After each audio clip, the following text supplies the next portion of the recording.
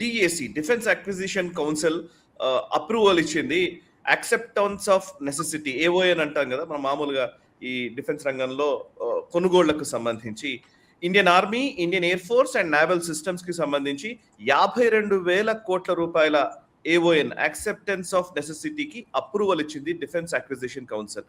So దీన్ని ఎట్లా చూడాలి? ఈ 52,000 కోట్ల రూపాయల ఏఓఎన్ ఎక్కడెక్కడ వేటిల్లో ఖర్చు చేయబోతున్నారు? దీనికి సంబంధించిన వివరాలు ఏంటి? అంటే మనకు ఆపరేషన్ సింధూర్ అయినప్పటి నుంచి కూడాను ప్రభుత్వము, డిఫెన్స్ రంగము, మన రక్షణ రంగానికి సంబంధించినటువంటి సంస్థలు ఇవన్నీ కూడా చాలా అగ్రెసివ్ గా, చాలా త్వరితగతిన మన శక్తిని పెంచే దిశగా మనం చాలా నిర్ణయాలు తీసుకుంటాం. దాంట్లో భాగంగానే దీన్ని కూడా మనం గమనించాలి. గత సంవత్సరంలో 1,80,000 కోట్ల కనీసం అంటే మనం ఆర్డర్స్ ఇష్యూ చేసాం. ప్లస్ ఇప్పుడు 52,000 కోట్లు ఇప్పుడు ఆర్డర్ ఇష్యూ చేస్తున్నాం. అఫ్ కోర్స్ ఇంకా ఆర్డర్ ఇష్యూ చేయలేదు. యాక్సెప్టెన్స్ ఆఫ్ నెసెసిటీ అంటే ప్రభుత్వం దగ్గర నుంచి అప్రూవల్ వచ్చింది. దీనిని ఇప్పుడు ఫర్దర్ నెగోసియేషన్స్ చేయాలి. ప్రైస్ డీల్స్ కానీ, దాని టర్మ్స్ కానీ, అడ్వాన్స్లు ఎంత ఇస్తారు, ఎప్పుడు వీళ్ళు డెలివరీ చేస్తారు, దాంట్లో డిలే అయితే దాంట్లో ఉండవలసినటువంటి పెనాల్టీస్ ఏంటి, ఇవన్నీ కూడా నెగోషియేట్ చేసి వాళ్ళు ఫైనల్ ఆర్డర్స్ ఇష్యూ చేయాలి. కానీ ప్రభుత్వం దీనికి ఆమోద ముద్ర వేసింది. ఈ 52 కోట్ల తర్వాత మనకు గత సంవత్సరంలో అంటే ఆపరేషన్ సింధూర్ అయిన తర్వాత నుంచి ఇప్పటి వరకు 2 లక్షల కోట్ల పైచీలకు మనం ఆర్డర్ ఇష్యూ. ఇవి ఎమర్జెన్సీ ప్రొక్యూర్మెంట్ లో చాలా చేసుకున్నాము. కొన్ని మన డిఫెన్స్ ప్రొక్యూర్మెంట్ ప్రాసెస్ చాలా మనకు ఒక విధమైన బ్యూరోక్రటిక్ మనకు సిస్టమ్ లో నడుస్తుంది కాబట్టి అవన్నీ కూడా అధిగమించి ఇంత తొందరగా ఈ ఆర్డర్స్ ఇష్యూ చేసామంటే చిన్న విషయం. ఇంకా మనం చూసామంటే కీలకంగా సైన్యానికి, ఆర్మీకి వాళ్ళు ఏం చేశారంటే Akash Tarang anti UAV systems ఇది అప్రూవల్ ఇచ్చారు. ఈ రోజు మనం వెపన్ సెక్షన్ లో దీని గురించి డీటెయిల్ గా చర్చిద్దాం. అలాగే man portable anti tank guided missiles, ఇది దీని గురించి కూడా మనం ఆల్రెడీ వెపన్ సెక్షన్ లో గతంలో మాట్లాడాం. మ్యాన్ పోర్టబుల్ అంటే మనిషి అంటే సైనికుడు దాన్ని మోసుకొని వెళ్ళేటువంటిది. యాంటీ ట్యాంక్ గైడెడ్ మిసైల్ మనం చూసాము. యూకే ఇచ్చినటువంటి ఈ ఏటాక్స్ తోటే యుక్రెయిన్ రష్యా యొక్క ఫ్లీట్ మొత్తం ధ్వంసం చేయగలిగింది. కాబట్టి అది షూట్ అండ్ ఫర్గెట్.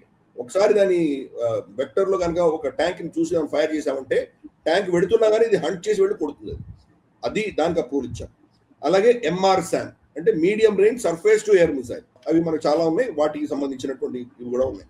అలాగే VSHORADS very short range air defences అంటే చాలా తక్కువ, మనకు ఆల్మోస్ట్ దగ్గరకు వచ్చేసి మన మీద పడిపోతున్నప్పుడు కూడా ఎదుర్కొనేటువంటి అంటే మీడియము, షార్ట్ టర్మ్ రెండింటికి కూడాను ఎయిర్ డిఫెన్సెస్ మనకి ఇచ్చుకున్నాం. అలాగే యాక్టివ్ ప్రొటెక్షన్ సిస్టమ్, మన ట్యాంకుల మీద యాక్టివ్ ప్రొటెక్షన్ సిస్టమ్ ఉంది.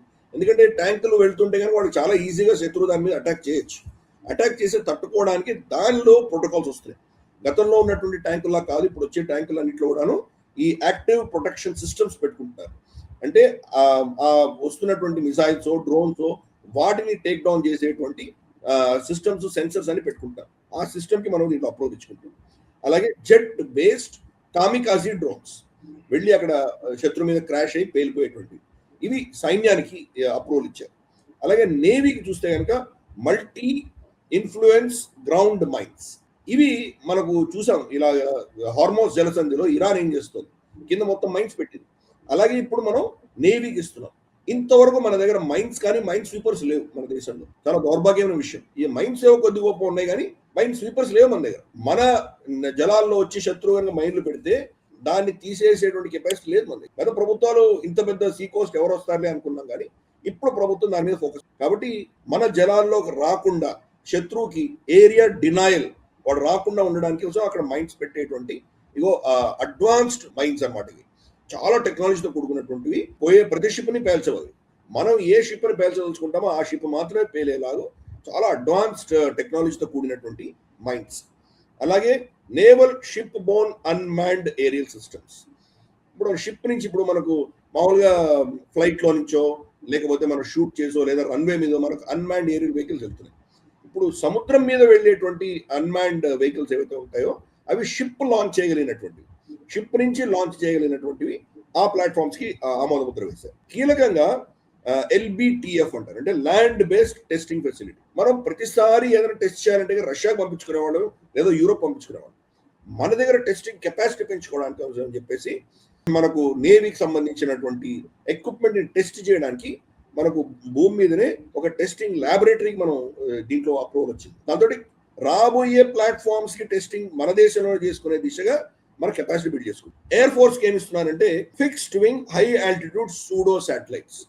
మనం ఈ సూడో శాటిలైట్స్ గురించి కూడా క్షేత్రంలో వెపన్ సెగ్మెంట్ లో గతంలో మాట్లాడుకున్నాం. సూడో శాటిలైట్ అంటే శాటిలైట్ కాదు, శాటిలైట్ కంటే తక్కువ కక్షలో వెళ్తుంది.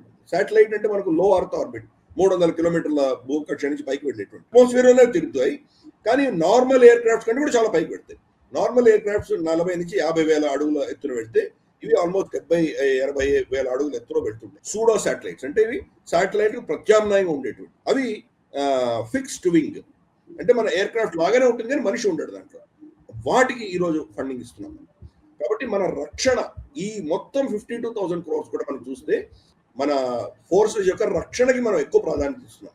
అఫ్ కోర్స్ మనకు ఎంపీ ఏ ట్యాగ్స్ ఏవైతే ఉన్నాయో అవి అటాక్ వెపన్స్ అవి, కానీ ముఖ్యంగా అవి కూడా ఏంటంటే కనుక మన మీద అటాక్ జరుగుతున్నప్పుడు వాడిని కౌంటర్ చేసేటువంటి టెక్నాలజీ. సో లార్జ్లీ మన డిఫెన్స్ కు సంబంధించినటువంటి రక్షణ అంటే మనల్ని కాపాడుకునే దిశగా మోస్ట్ ఆఫ్ దీస్ ఎక్స్పెండిచర్ 52,000 కోట్లలో మెజారిటీ దానికి కేటాయించబడింది. సో ఇవన్నీ కూడా రాబోయే రోజుల్లో మన ఇండస్ట్రీకి లాభపడబోతాయి. ఇవన్నీ కూడా మన దేశంలోనే ప్రొక్యూర్ అవుతాయి. మనకు BEL లాంటివి, Bharat electronics, Bharat dynamics limited, తర్వాత మనకు ప్రైవేట్ రంగ సంస్థలు టాటాసు, మహీంద్రాజు, అదానీ, L&T, ఈ కంపెనీలన్నీ కూడా నేను బిడ్ చేయబోతున్నాను. కళ్యాణి గ్రూప్ చాలా ఉన్నాయి మన దగ్గర. ఆ కంపెనీలను కూడా బిడ్ చేసి మన దేశంలోనే ఒక ఎకో సిస్టమ్ డెవలప్ చేయడానికి కోసం అని చెప్పి ఈ ఆర్డర్స్ అని ఇష్యూ చేస్తున్నారు. క్వైట్ గా సైలెంట్ గా ఇన్ని ప్రొక్యూర్మెంట్ చేస్తోంది భారత ప్రభుత్వం. సరే, పాకిస్తాన్ ఏం ఊరుకోలేదు. పాకిస్తాన్ చైనా నుంచి అన్ని తెచ్చుకుంటోంది, చైనా వాళ్ళకి ఇస్తున్నారు. కానీ మనం ఒక నెక్స్ట్ లెవెల్ కి మన కెపాసిటీని బిల్డ్ చేసుకునే దిశగా ప్రయత్నాలు చేస్తున్న దాంట్లో ఇదొక ఇంపార్టెంట్ అనౌన్స్మెంట్ కింద మనం భావించాలి. ఈ వీడియో మీకు నచ్చినట్టయితే లైక్ చేయండి, 10 మందికి షేర్ చేయండి. అలాగే కామెంట్ల రూపంలో మీ అభిప్రాయాలను మాతో పంచుకోండి. Nationalist hub group of channels ను సబ్స్క్రైబ్ చేసుకుని తెలుగునాట జాతీయవాద జర్నలిజాన్ని ప్రోత్సహించండి. ఈ వీడియో కింద ఉన్న బెల్ ఐకాన్ పై క్లిక్ చేయడం మర్చిపోవద్దు.